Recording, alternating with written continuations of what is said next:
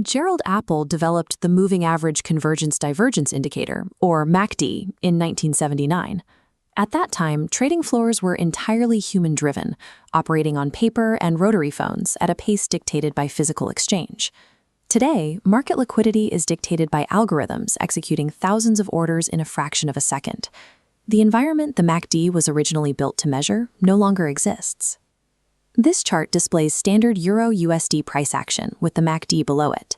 It calculates the difference between a 12-period and 26-period moving average. To generate trade signals, it plots a 9-period exponential moving average directly over it. This is the signal line. Applying those default 12, 26, and 9 settings to modern data means you are measuring high-frequency price action with mathematical parameters calibrated for the 1970s. The danger of the 9-period signal line is structural. It is a derivative of a derivative. The raw price is smoothed into moving averages, subtracted to form the MACD line, and then smoothed again by a 9-period exponential moving average to form the signal line. When a high volatility news event hits the wire, algorithmic trading triggers a massive surge in liquidity, creating a severe instantaneous price spike.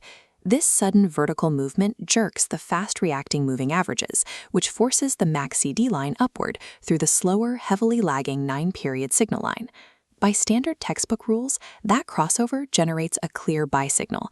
The indicator didn't break. The math executed perfectly. It simply quantified a temporary burst of algorithmic noise instead of a true shift in the market's trend. Let's freeze the data one candlestick before this pattern resolves. Evaluate the distance between the peak of that price wick on the top chart and the position of the lagging 9-period signal line down below. Look closely at that gap. Are you buying into a sustained upward trend? Or are you buying into a mathematical overextension caused by the double lag? Watch what happens next.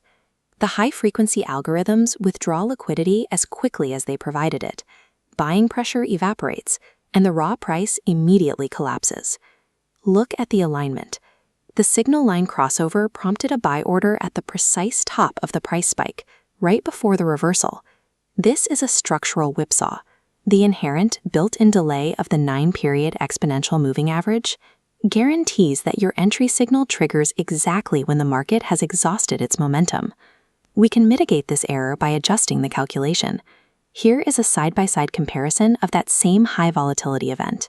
On the left is the default 9-period setup. On the right, we've lengthened the signal line parameter to slow its reaction time. The heavier mathematical smoothing on the right side absorbs the noise.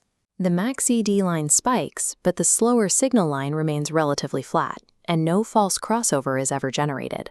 We can also add structural price confirmation.